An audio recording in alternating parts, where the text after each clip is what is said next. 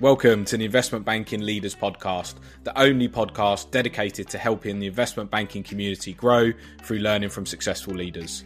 So whether you're interested in learning about investment banking, an analyst or associate looking for advice on career progression and succeeding in the industry, or a senior or a VP that's passionate about leadership, you'll take something away from every episode. My name is Pete Nieberg, Global Head at Outram, and my mission is to connect as many of you with successful investment banking leaders as possible. So thanks for joining me and enjoy today's episode. I'm pumped to introduce today's guest, Sher Hafeez, Managing Director at JLL in New York. Sher is a real estate M&A expert with over 17 years experience in the investment banking industry. He started his career back at Morgan Stanley as an analyst before moving to JPM, where he stayed for around 5 years, working his way up to VP level. After that, he's also spent time at Henschel & Company, HFF, before leading JLL's M&A and corporate advisory real estate business. Sher has advised on many successful transactions across the years and certainly understands what it takes to make a successful deal happen. He's passionate about sharing his knowledge with you all and helping you develop. So I'm really excited to have him on the show today. Outside of that, a great guy, and I'm sure we'll have some fun. So welcome to the Investment Banking Leaders Podcast, Sher, and thanks for joining me today. Appreciate it, Peter. Good to be here. Excellent. Well, why don't we just start with you introducing JLL to the audience and tell us a little bit about what you do for your clients. Yeah. So just JLL is what we call it is the largest, or maybe one of the largest real estate intermediary in the world. We have about 63,000 employees globally, all do real estate in one shape or form, across 47 countries, 80 markets, and those 80 markets include 45 in the US alone. So we're a large intermediary that does everything. If there's a client that needs real estate services of any sort, we have a circle that just shows the evolution of a real estate deal or a real estate company or a real estate transaction, and we cover the entire circle. And within that, I'm in the capital markets group. We are the second largest in the world on that front as well. And investment banking was a relatively new add-on to the services that JLL provides. It was built via an acquisition that JLL essentially did a few years ago when they acquired our company, the company that I was one of the partners in. And four of us moved here to JLL. And over time, we've grown it to about 40 people now globally. So now we're a global investment bank, boutique advisory shop with offices in New York, California, and LA, Madrid, London, Singapore, and adding more. So we're having a lot of fun building a business. We're having a lot of fun serving our clients, and it's a lot of fun when a client calls you on something and you can just do it. You got to write the hardest part is find the right person somewhere in the world who's a phone call away to help the client. And it usually exists. I've never had anyone turned down because we can't do something for them. Love that. And congrats again on the growth. I know, as you say, joining from HFF and as a partner and building the business with your colleagues and seeing rapid growth is great. So keep up the good work. I'm always interested speaking to leaders such as yourself with such good longevity in the industry. I'm intrigued to know, how did you end up in investment banking? I was graduated with the 05, 06. At that time, all this kids that were smarter than me wanted to do investment banking. So I was like, I got to look into this. And, I didn't really have a path. I went for a few interviews and got in. And then the more I spent time on investment banking, the more I realized this was the skill set I needed. All the other kids that, and by the way, they're not kids anymore. They're adults with grown-up children now. They left. I stayed on. I've been in the business for, 17 years almost now. And the reason I stayed on was just the skill set very much suited me, We can get into the skill sets pretty soon, but, I enjoyed the advisory aspect of it. I enjoyed serving clients. I enjoyed the variety of different problems to solve, and I enjoy being an advisor to my clients. That's what keeps me going here. And, the compensation follows, but that's usually a byproduct, as you know, and not the end all be all. Definitely. No, and I think again, obviously playing to your strengths is key for anyone who wants to succeed long term, right? So that definitely resonates with me.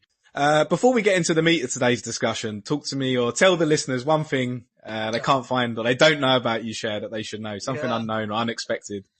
Yeah, it's quite a bit. These days, it's hard to say anything because, like, there's everything online or one way, shape, or form. So I'll try to go back in time. Okay, go on. So as a kid, between first grade and 12th grade, I changed about 7 schools. Okay. My dad was a diplomat, and we traveled a lot. And every year or every other year, I was in a different school, which was, nerve-wracking. I don't know how many people, but that was interesting, kind of making new friends and then finding new friends again. And every couple of years, maybe that's why I like investment banking because, you're moving on from one deal to the other and finding new clients. That sort of experience maybe helped me normalize new friends and understand the new environment and assimilate in the new environment, which I think was a skill set that I was forced to learn. And I think that's helped me in my career as I grew older. Nice. Yeah, no, it must have been tough to go through that, but at the same time, Yeah, building skills that I'm sure you're using. absolutely. Let's jump into that actually, because speaking with a number of the leaders on the podcast, networking comes up again and again and again. So talk to me about your take on how important networking is for investment banking and success in the industry. Yeah, I think networking has to be effective in some way, shape, or form. I think the agenda on both sides is something you both know what it is. You really dig into the situation, you offer some help, becomes your friend because that's eventually what happens, right? Like my best clients are the ones that are my best friends.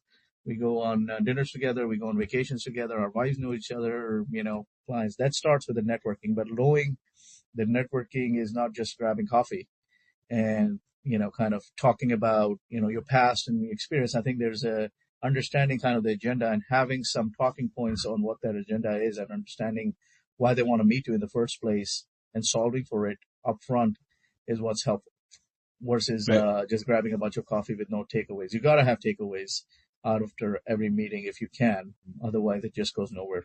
My view of networking is leaving an impression, right? Because that's what causes that networking event, whether it's coffee, lunch, dinner, to be effective.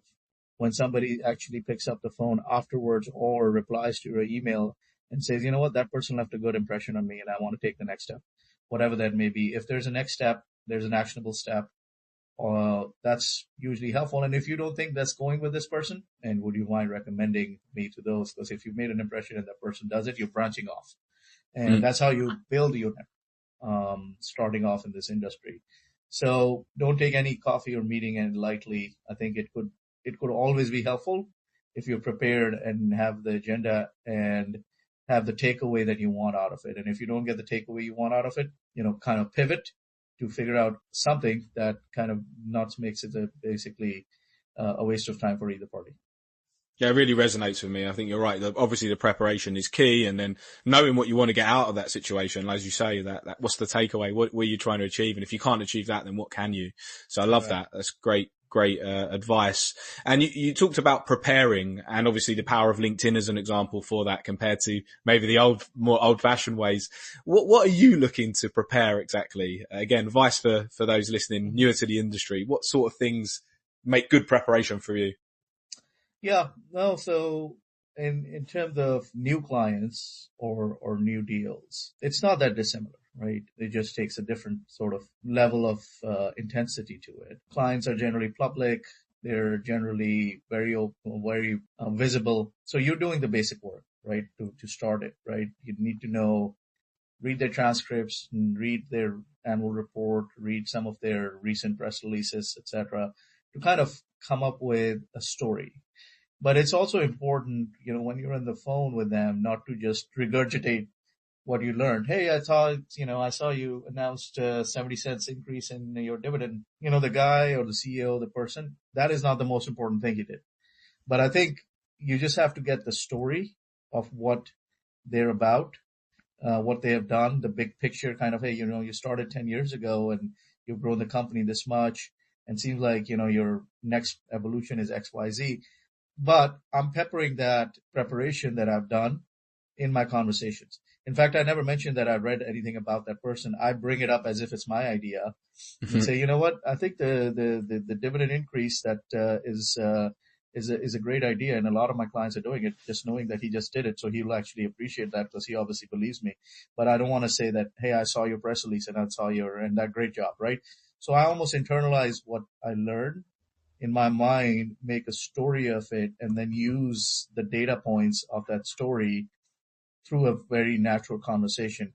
And that helps just being kind of natural in your flow. I think over preparing kind of hurts too. Like you don't need reams of data to kind of get there because then you're going to miss the big point. But the whole point of that research is, do you understand the story of this company, this client in a way where, you're kind of writing a narrative of it? Thanks.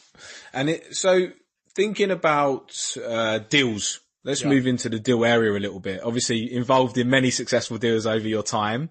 Yeah. Having closed so many, what are the keys to successful deal making in your opinion? I think a couple of things. I already mentioned one. I think that's important. Understanding the dynamics, what the client is trying to achieve, right? Because you're paid to be successful. Success is not defined as one particular thing. Closing is the outcome of that success, but understanding what their dynamics are. So doing your prep work, listening to their needs. Once you get on the call and you're kind of in the situation, listen more first and talk after. I usually tend to be very on the quieter side early on in the conversation, kind of listen to everything and then kind of speak, because that's also very more effective, because I've actually taken all the data points from what happened in the call and be a little bit more effective than give my point up front, because they may be, misinformed in some way or shape. Then couple of other things. You got to be relentless in this business, right? Things are sometimes choppy, like, current markets obviously maybe are, right? And they may be for a while. You just have to be relentless, kind of don't give up on situations, be creative, like find out other ways. Like if it's not going, plan A is not going, always think about what plan B, C, and D is. In fact, always have a plan B. And if you're moving towards plan B, then have a plan C. So being relentless and being there for your client is helpful. And then being creative. I mean, the investment banking, other than some other businesses, you have the leeway to be a little bit more creative. And these are like by creative, I'm not talking about, kind of creative, the best looking book, you can do for a client on a marketing effort, that helps. But being creative, like, if you're trying to do a specific deal, is there a way to make that story pop? And I'll give you an example of that because that's maybe interesting. Is we had a big client. We were doing about a $2 billion recap of an industrial portfolio that was in a sector that nobody had really kind of invested in a big way. So it was going to be a tough ask. It's a lot of dollars to be raised on an asset class that is not proven. I had the benefit of sitting at JLL. We have 250 people across the world that do a lot of research, 50 in US.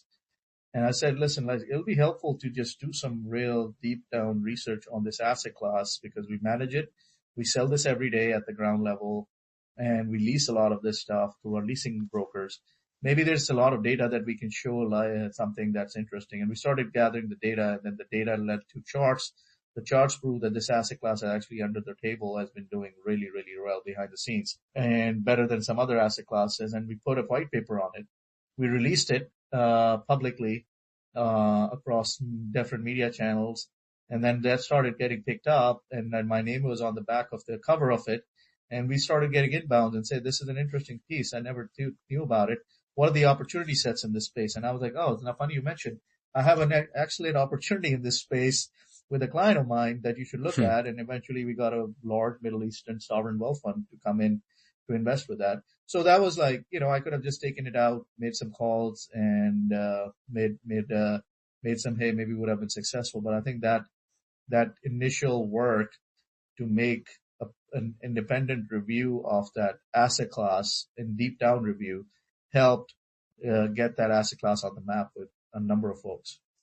Amazing. Yeah. Thanks for sharing the example. It's so much easier to connect with. And so what I heard was listening to the client, getting the dynamics, listening to the needs, making sure listening is key. An old mentor told me I have 2 ears and 1 mouth for a reason. And that's kind of stood me in good stead, I think, over the years. Be relentless and be creative. And again, speaking to a lot of the leaders in the space, given the market and when you see challenges in the market, being able to adapt and be creative is key. So again, thanks for sharing that example. For someone new again to investment banking, more in the support role of the deals, not obviously on the client side, but more on the support roles as they are. What are you looking from them to ensure the success of the deal? Yeah, I think the most important aspect of this job from a junior support role perspective is just the willingness to put the extra mile. I can't teach you to be motivated to do this job well. I think a lot of people can do this job okay, right? And you can get by, you can get a couple promotions, and then, there's a reason why everything has a pyramid in these structures, because if everybody was a flat line, then then everybody would be kind of mediocre and get up the ranks. The reason it does that is, it kind of forces people to take the extra mile. So if you're genuinely interested in it, you have to go the extra mile. What does that mean? My style is usually, I don't grind, right? So I give them what I need as something that I would have. And if that's what they can do, that's perfect. Somebody who takes that extra mile is the one that in my books gets, the A+. So I give them components to do B+, A- work. If they do more than that, that's A-. If they do less than that, that's C, right? So I'm always solving for a B+, knowing that most people wouldn't want to do it, and I don't want to force people to do it. In fact, it's not appropriate to force people to try to be A's, because not everybody is going to be A. But I'm looking for that A, and the A is the guy who spends their extra mile, and not, you're not always going to have an A+. Like, I have meetings where I'm not prepared fully the way I want it to be. That's fine. You're never going to have perfection every time. In fact, that's also leads to challenges, like if you try for perfection, because you're going to miss the big picture. But number one key is, being very focused on taking that extra step, and that leads to better things. So that's the number one key. And you say willingness to go that extra mile. What other key qualities do you look for those analysts and associates coming through that are then going to be the future leaders? What are you looking from them? Yeah, I think, it starts with being technically very strong, which most people in the business who get in the door are, mathematically and analytically, they have to be strong. They have to be, but more importantly, they have to be organized. Our job is not to kind of create the most difficult to understand, very intricate set of analysis. Our job is to make the intricate in a client's mind who doesn't spend all day thinking about corporate finance and these aspects of an M&A deal and what's happening, but to take whatever is there and simplify. That's the more effective tool.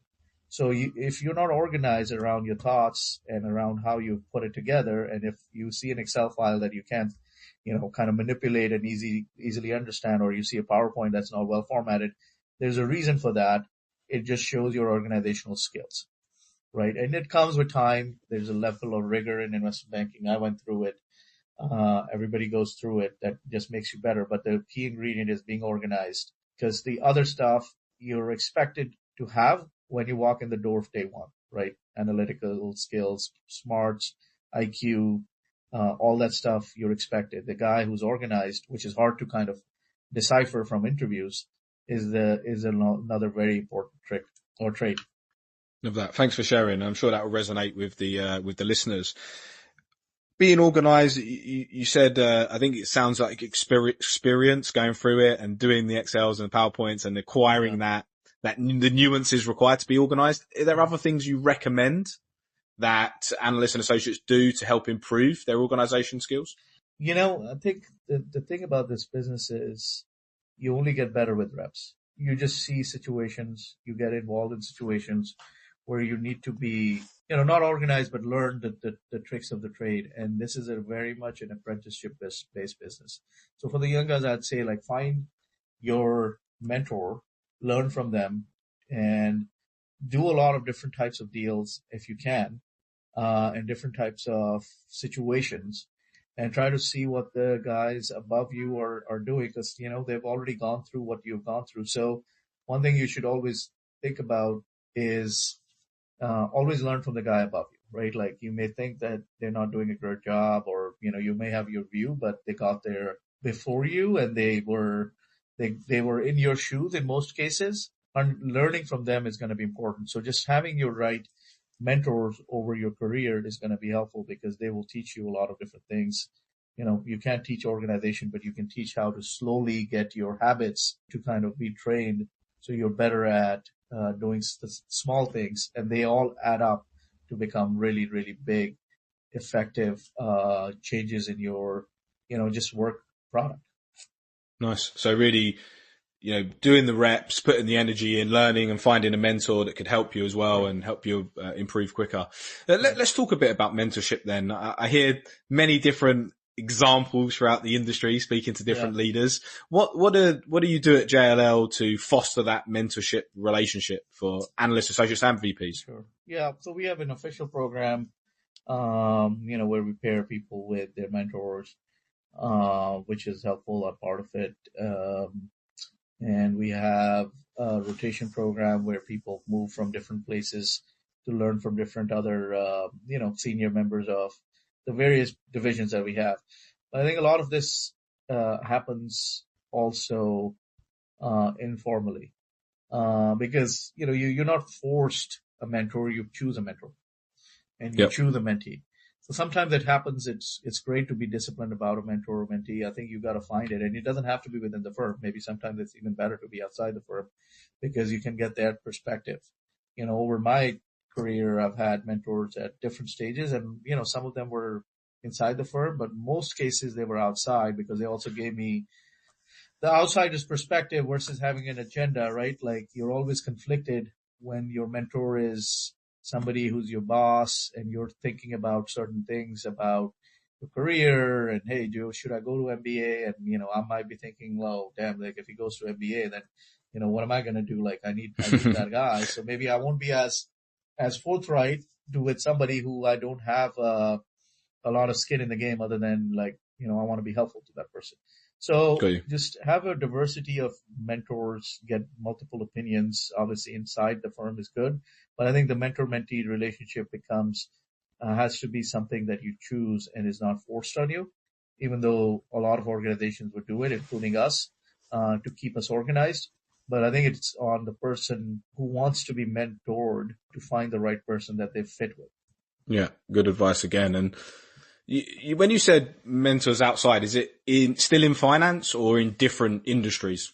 I think it could be different industries. It depends on what drives you, right? Your finance mentor could be helpful on just giving you advice on that. But I think somebody who's just gone through the years and is in a different industry or changed careers, that's helpful, right? Well, how was their experience? If all your friends and mentors were in finance, you also lose the perspective of the bigger picture of how the world works, right? How the media world works, what are they doing, how the, marketing works, and how does IT work, and, what do they do? Like, your life and your career is not static, it evolves. And the more you know about other careers, the better you become and more well-rounded you become in kind of understanding some other aspects of your business that you may be running at some point, even if you wanted to be outside of banking and take a senior position at some other investment bank or a client of yours. So just having people with different backgrounds and different careers is actually helpful as well. Nice. Okay, thanks. It's shared with me by a couple of leaders recently on the podcast again that they saw one of the toughest transitions for investment bankers being from that analyst to associate role. Sure. And the added management required. Do you agree with this? I think so. I think it's tough. I think every promotion is tough. The analyst to associate is when you really grow up. There's a reason why between analyst to associate, a lot of people go to business school, because they want to grow up, and that gives you the sort of the tools to really kind of round yourself out, because, you went to college, you studied and partied, and suddenly then you got into a job, working 80 hours a day. You didn't really know what was happening on the deal. All you did was just things that were flown down to you from 3 or 4 different other, other positions down. You kind of at the totem pole. And suddenly, as an associate, you now need to be in charge of the deal. In fact, associates take a lot more sometimes than the other guys above them, because they're young, they're usually not married, they have time, they understand the analytics, and they also are hungry, and they're supposed to be the managers now. So I think it is a pretty tough transition, and that's where you lose a lot of people, because they just realize that it's so hard to do that job. I think one thing I say, and I always say to my analysts or even associates, if you really want to be an associate, you should start acting like one before you get the job. Otherwise, you won't be prepared. It's hard to do. You're trying to become a third-year analyst, and we want to be an associate. The last few months, you should actually act like you're one. Even if you think, I'm going to start on January 1st as an associate, you're not going to wake up suddenly and say, like, I'm an associate, now I'm going to act differently. Behaviors change slowly and over time, and you have to train yourself to change your behaviors and your, kind of habits over a longer period of time to be sustained. Nice. Yeah. I heard that from another leader recently as well, about act the position before you get it. That's the easiest way to transition. You obviously mentioned business school there and acquiring skills through an educational. Mm-hmm. Is there anything else that you recommend analysts do to be able to make that transition to associate easier? It essentially comes down to knowing if you wanted that position. And again, going back to the point of the mentor, right? Having the mentor and learning from what they did, right? You can't suddenly gain experience, but you can benefit from that person's experience by talking to them and how they transition. So having a game plan of what they did. If you're looking at somebody who kind of did that because you were first year and they were third year and they transitioned and you liked it, how they approached it, obviously you have that. But if you don't have that, then talking to the guys that went through it is very important, right? Communicating that desire is important, and then understanding kind of the steps you take to get there is important. Now, like, I'm being generic because, like, it depends on the situation. Like, I was at large bulge brackets like Morgan Stanley and JP Morgan. I've been at 4-person boutique shops. Now I'm at a 40-person boutique, which is global, but we're part of 63,000 person shop. So, like, it's kind of a tweener. So every situation is different. Sometimes you feel like, I don't have the opportunity to learn. It's very competitive. The third year is, the associates aren't really helping me. That's fine. But then you have to sort of kind of go outside of it and then learn it from someone else. Like, it will happen if you kind of put the hours and have a game plan. Good things happen when you game plan for something. Sure. And if you're methodical about tackling it. Write down your plan. Like, what are you going to do differently? Like, I write down a lot of things just because it keeps me focused. Write it down. I think writing it down helps. Like, if you have a plan, how do I get to an associate? These are the things I will do differently. And see if you're doing those. You don't have to take it every day, but just generally see if you're doing those things every day that an associate should have been doing in your third year. And would you say that typically those above you were open to helping you with that plan, sharing that plan with those above you and getting advice? I'm guessing that's something you'd recommend as well. Yeah, absolutely. Absolutely. I think if you trust them, you should definitely do that. And there's no reason not to trust people, but I know, sometimes there's competitive elements to it, and you can't just trust everybody. But take advice from people that you think are somebody who are willing to help you. So what I'm really interested to know now is really focus a little bit on the VP. The VPs are the next ones to make that step to managing director. So what advice do you have for them, again, to take that step and make the transition successful? Yeah. And I think to a certain extent that's tougher because analyst to associate, you're still analytical, you're more manager. From VP to MD, you are really going outside and becoming a representative of the firm. And you're expected to eventually bring in revenue and have someone pay you and your firm revenue to provide services, which is a daunting ask. I mean, it's a tough transition because now you have to go sell the company and the firm, be good enough and compete with dozens of other investment banks in certain situations to win the business, get their trust, and then execute too, because ultimately MD is the person who's on the line of fire, at least in my opinion, right? If I have to kind of go down and blame the VP and down, that's unfair because it's the buck stops with me. It's if I didn't catch it, or it was big enough and I didn't catch it, it's on me. So that transition is harder in certain ways. And I think the way the industry works is the VP to MD transition is taken as purely a very much a mentorship approach. You obviously have proven that you can do the job. You've obviously proven that you're a good manager.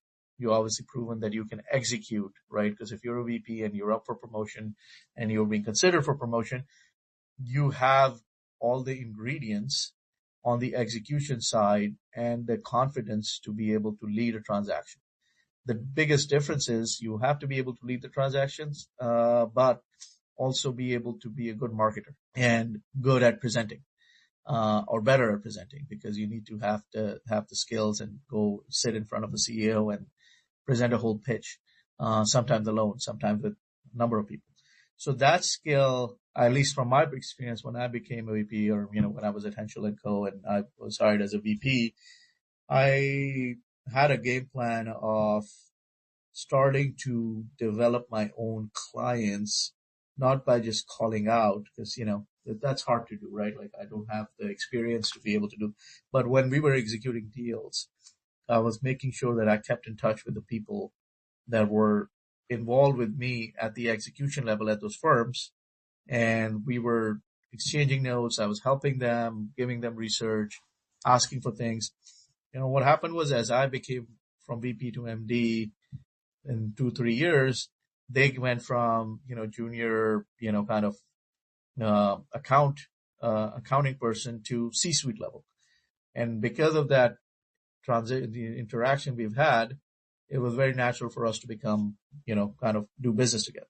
So that was an important way, where it was a low hanging fruit, is like, don't think that, you have to wait till the MD to have clients. I called them my clients, even though they weren't going to raise any revenue. My first deal was something like that I ever did. I was, kind of actually was about to be promoted, maybe last year VP. And, one of the deals that I did was somewhat similar to that, where, it just happened. So that made it easier because I could execute, and also source, transactions. So the key difference is you got to start building your own roster of clients at the VP level. And it doesn't have to be going out to play golf with the CEOs, because they probably wouldn't. Just to be very frank and honest, time's money for them, but it's the guys underneath them that are moving up the ladder, right? Smart. So those are the guys you're going to spend a lot of time with. So that's it's a longer term play. You're investing in that relationship now, knowing that they're going to be the future leaders that are going to help you to be successful in that Correct. MD role. Love it. Correct. Great. It's a long, great advice. you're analyst for 2-3 years. You're an associate for 2-3 years. You're a VP for 2-3 years. You're an MD for 20-30 years. So you're going to spend almost your entire career, more than half of your career, being an MD, right? So to get to that place isn't something that you should just, kind of jump into. It just happens. But once you're there, it becomes natural. So you're going to spend any successful investment banker is going to spend most of their career in the MD plus place, right? Sure. But natural. Okay. The investment banking industry, as we know, is ever changing. It's never one thing. And I think we've come out of really highs post-COVID to where we are now, recording this in May, with the market a lot tougher. For those more junior in the industry, what advice would you give to them to be successful in the ever-changing environment they're gonna experience? Mm-hmm. So I've been in the business a long time. A lot's changed. The way, the way all-nighters, back when I was a analyst, all-nighter was a badge of honor. Now they're frowned upon, and rightly so. Like, I almost think, like, if you had to pull an all-nighter, somebody was not efficient with the system, or did push back on an unreasonable request from a client that required some guy to not sleep. shouldn't happen anymore, right? And doesn't happen as often as it used to. But we were, 2 days of all-nighters, we were like, oh, badge of honor, like that's great. So the industry is changing quite a bit for the better in general. I think it's very important to go with the flow of the times, right? I think I've still seen friends who are still in the business go back to the old ways, right? Like they're not evolving. I think if you don't evolve, you die, and become irrelevant. So evolving with the times is important.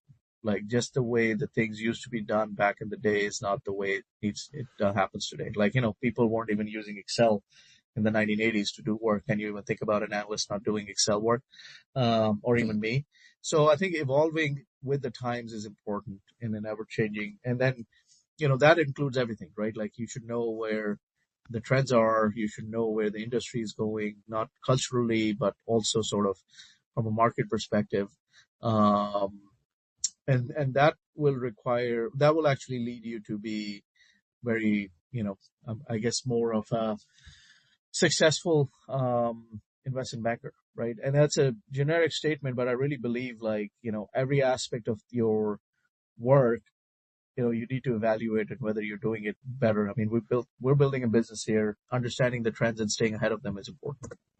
Okay, excellent. And keeping an eye on those trends, I think, is going to be key, of course, for all looking to grow long term. Yeah. Let's talk a bit more about investment banking culture. You mentioned the demands, the all-nighters changing, the mindset around that. And I certainly remember back in 2010, it was a lot different to how it is now. And COVID's obviously sped that up. What else do you feel has changed within IBD culture over the years? Like I said, like, all the smart kids in school wanted to do investment banking, no longer, right? There's a lot of great other career pursuits. If not, they'll want to go do their own thing, which is also great, right? There's more entrepreneurial bent in this world than it used to be when I started, right? It was IB or bust or consulting or bust.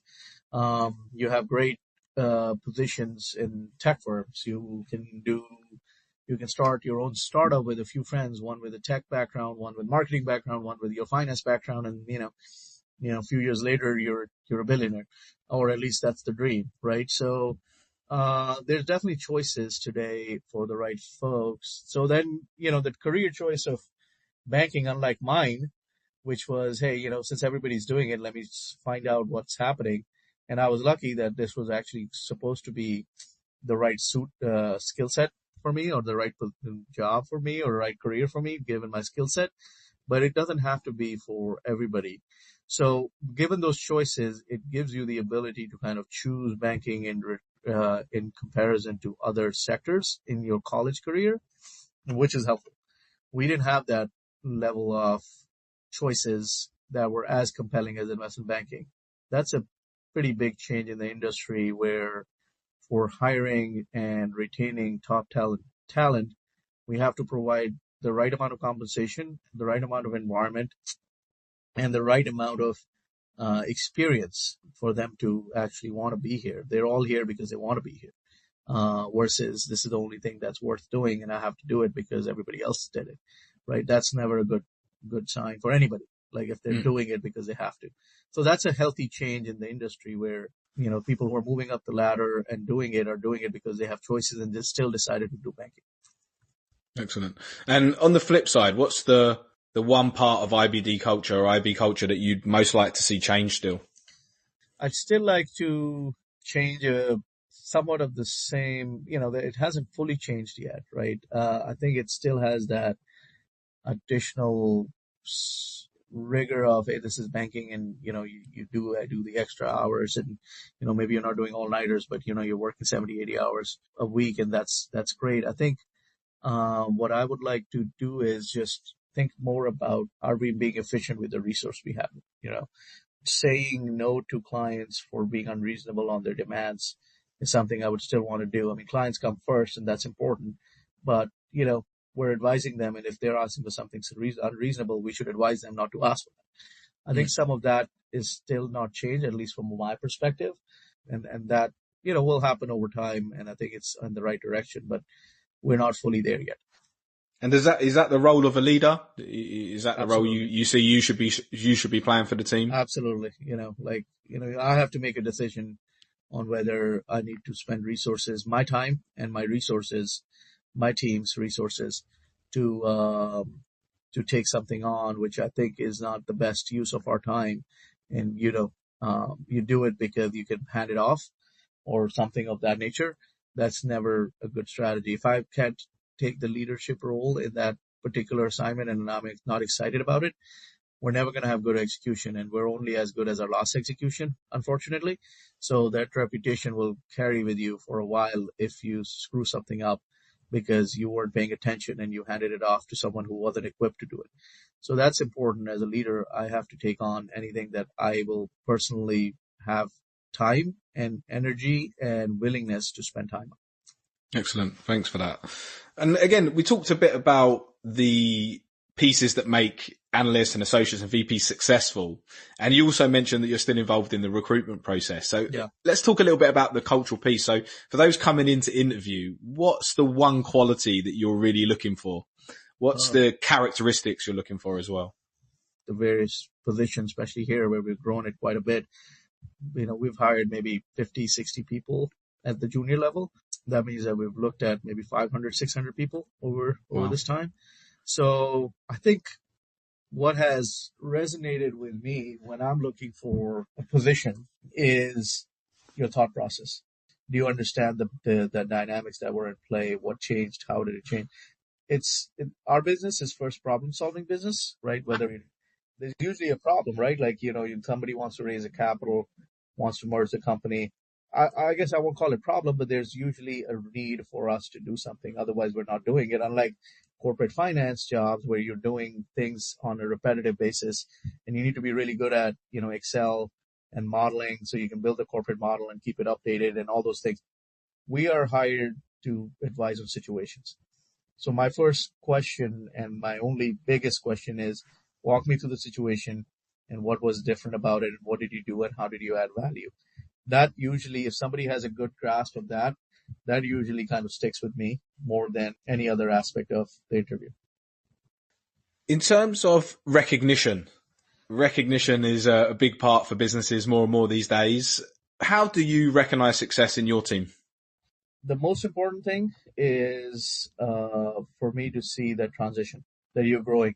Personal growth is important. Professional growth is important. I don't want to see just having relationships, starting families, right? Like growing up. I mean, I know I was an analyst. I used to party a lot, go out till 3 a.m, come back to work at 8. That's great. I could handle it, but it'll be a little weird if I do that today, right? And sure, if I work like that. Personally, I won't be able to function, but that would not be part of what I call personal growth, right? Like, there's a time and age for everything, and I had my time in my 20s, and now it's my time to be a family man too.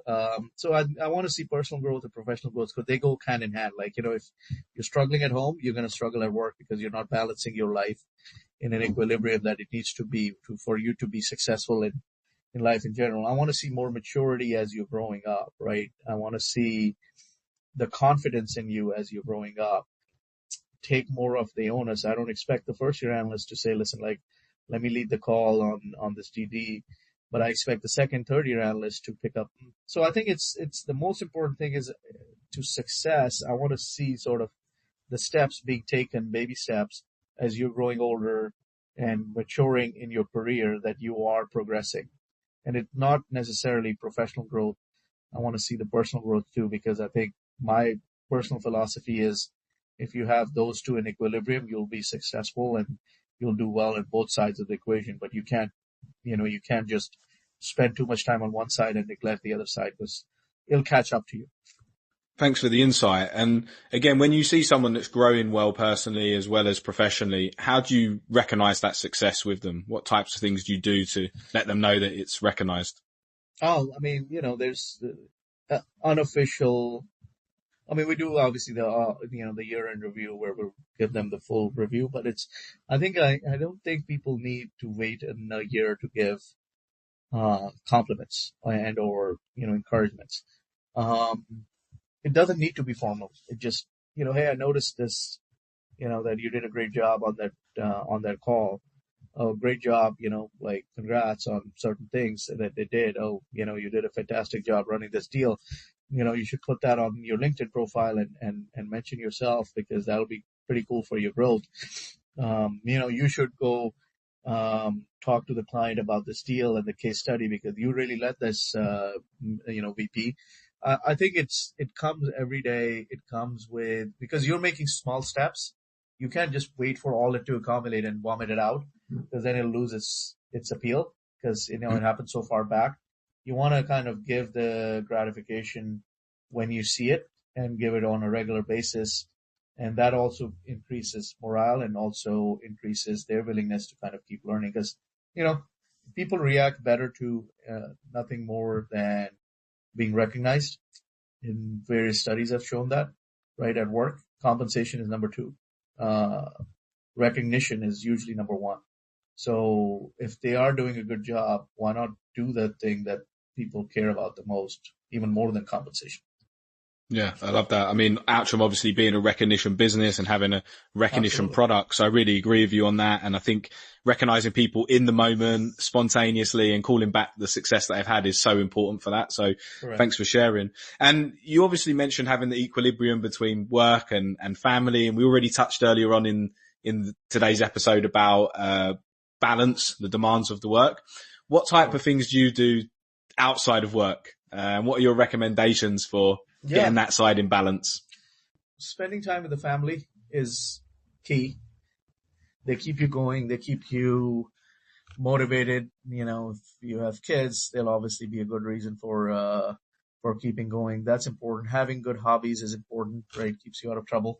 And, kind of gives you more things to do. And those don't have to be limited to anything. You could be, want to read books at night, or even play video games, and you want to be a great gamer, go at it, right? Like, it doesn't matter what your interest levels are, just have interests outside of work, Nice. and pursue them more, right? Like, personally, I play a lot of cricket. I used to play a lot more. Now I'm starting to play more. I read a lot, I run, somewhat, not as much as I should. Right. So I have lots of different things. And then I spend a lot of time with family when I'm, whenever I can. Extended family. So those are the things that, almost keep you motivated too, and keep the balance, right? You got to take the time off and move away from the work environment for a bit every often, right? To be able to then appreciate the work too. I miss coming back to work and the clients when I'm off for 7 days, but I try to really take off 7 days unless it's absolutely urgent, because I owe it to the family to be able to spend time and be present when I am. So be present where you are if you can. Try not to look at cell phones too much, because that, people notice that. And usually that means that you don't care to be there, even in a personal, professional setting. Don't look at your phone when you're talking to a client in a meeting, because that basically hints that you'd rather be somewhere else. Please don't even have it on the desk. It drives me mad. Don't have it No. on the desk if you're getting into a meeting. Yeah. But yeah, good advice. I think sometimes setting those boundaries for the personal life in a demanding business is tough, especially for those newer to the industry. So thanks for sharing your thoughts. I was interested to know a bit about your growth and development as a leader. We touched on mentors. We touched on networking. What else has helped you grow and develop as a successful MD, do you think? I think we've talked about a lot of those things. Kind of just the most important thing is personal inventory, right? Like, knowing where you're headed and what you need to do to get there, right? It starts there. That's the key. And then you have to execute, right? We're also in the execution business. So you have to have a plan. Think of this as your own mandate, and you're your own client. How would you do it, right? You come up with a plan. And this one is easier because you already won the mandate. You're the only one. So you're not competing with anyone else. But once you have it, having a game plan of where you want to be, right? Like, usually if it's an M&A deal, right? Hey, we got to close it. Okay. That's maybe 9 months away. What happens in between, right? So those are steps. You almost, all the people on this, on the podcast will know this, but there are steps. You build a timeline, month 1, month 2, month 3, month 4, month 9. These are the things that will happen. Mentally or written, do the same thing on your yearly progress in general of where you want to be. And that starts with what do you want to be on month 9? So promotion year, hey, I want to get promoted. Okay, what am I going to do in these, next few quarters to get there? What are my goals for these next few quarters? Yes, I want to try to have meet at least 5 or 6 of my clients or, soon to be clients, senior members. I want to go see them for coffee. Okay, check that in. I want to try to execute a full deal this year on my own. Okay, check that in. So you have your checks and you try to check those in, and that will eventually, month 12, those will get noticed and you get promoted. So knowing what you want to get to first and then having a game plan to execute is how you eventually do it. So not that dissimilar from the job you're already doing. Yes. Again, thanks for that. So one question I had in mind was, if you could go back now, let's take you back to Sher, first day at Morgan Stanley, knowing what you know now, what's the one piece of advice you'd give yourself?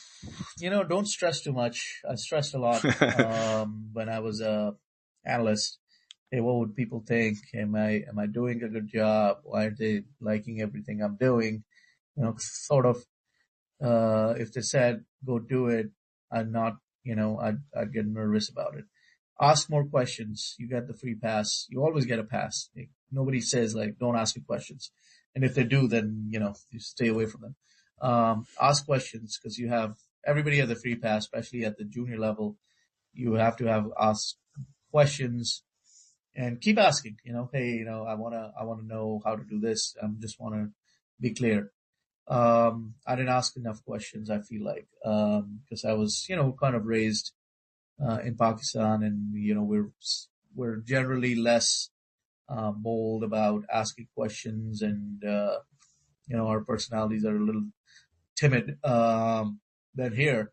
So that was something that didn't come naturally to me, and investment banking is very filled with alpha personalities. So you gotta fit in a little bit. So that was another thing. And then, related to that, be a little bit bolder, kind of show, make eye contact, those little things that you learn in college, you learn over time, are as important as doing a good job. I was always technically very strong. I could do a good job, but I think, where I, left some performance to be desired early on, and I could go back and redo it, I would do those things better. Who knows what would have happened, Well, I think it's great. And those points about being bold and asking questions, I think there may be listeners out there struggling with that given the COVID period and stuff. So I think it's a great piece of advice and recommendation. Yeah. I can't believe that we're reaching the end of the show. We literally just got a couple of minutes left. For those listening, who want to get more of you, Sher, how do they best connect with you? Email, share my emails. That's the best way. And then, we'll love to connect and, find time. Perfect. I'll definitely make sure we include your email in the show notes as well then. And I'm a strong believer that successful leaders are readers, not necessarily books these days. There's tons of other resources out there. Is there something you recommend that's had a big impact on you? Yeah. No, I read. I'm more of a nonfiction person. I watch TV, which is more fiction, and I read books, which is nonfiction. So sort of I balance it out. Couple of genres, I love history books. So, history teaches you a lot about, how things happen. And usually not finance history. It's usually, war history. It's going back in time, reading about the start of the universe. It's all kinds of history. I just love anything that has history tied to it. I'm attracted to it. Biographies I like because, you kind of take elements from people. I loved Buffett's one. I read Clinton's. I've read most of the president's ones, and people who are successful because you learn how they do things in a certain way, whether you agree with them politically or not, or their viewpoints. I think just knowing where they came from is important, and having that viewpoint of, or having that kind of unbiased view of this person actually did something cool and important, and how they got there is maybe helpful to me, even if I don't believe in what they stand for. But then, on the nonfiction side, I love books that have some sort of a message to it, or at least the end of it. Like I love the book Fooled by Randomness, reading about it, just it could be depressing, but it basically says like a lot of success is random in nature. So don't get on your high horse because you got everything and you did all the right things. You probably are beneficiary of the randomness of the universe, and you got it because you were in the right place at the right time, and nothing more. I like that very extreme view of the world, and kind of keeps you a little bit more honest. Like, you're, maybe it is true, but I also believe in like, you have to make your own luck. So, as much as I kind of believe that it may be random, that, things happen to you, by chance, and serendipity plays a big part in life. It also happens to people who, the good things happen to people who actually work for it too, not in the way that they thought it would happen sometimes, but it does happen. So nature has its way and universe has a game plan, it seems. So, a lot of different types of things, but reading is good because it opens your mind, and it also improves your vocabulary in work settings. So there's a double benefit of reading. Nice. Well, I'll definitely grab some of those titles off you and pop them in the show notes for those that are interested. I haven't heard of that randomness book you mentioned, but it's sounds interesting. And I'm a big believer of making your own luck, but I'm definitely intrigued. Hey, I've really enjoyed our conversation, Sher. So thanks so much for your time today. I appreciate how busy your schedule is at the moment with everything happening on the transaction side. So thanks so much for sharing it with us. I'm excited to listen back. I'm sure there's going to be a ton of insights, I should say, not insults, insights for us and for the listeners. Perfect. And we'll take a lot away. So thanks so much, and best of luck for those transactions in Q2 as always. Thank you so much.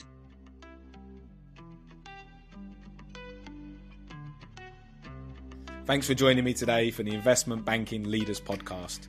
Today's episode was brought to you by Outram, the global leaders in commemorating your most important transactions with a meaningful deal toy.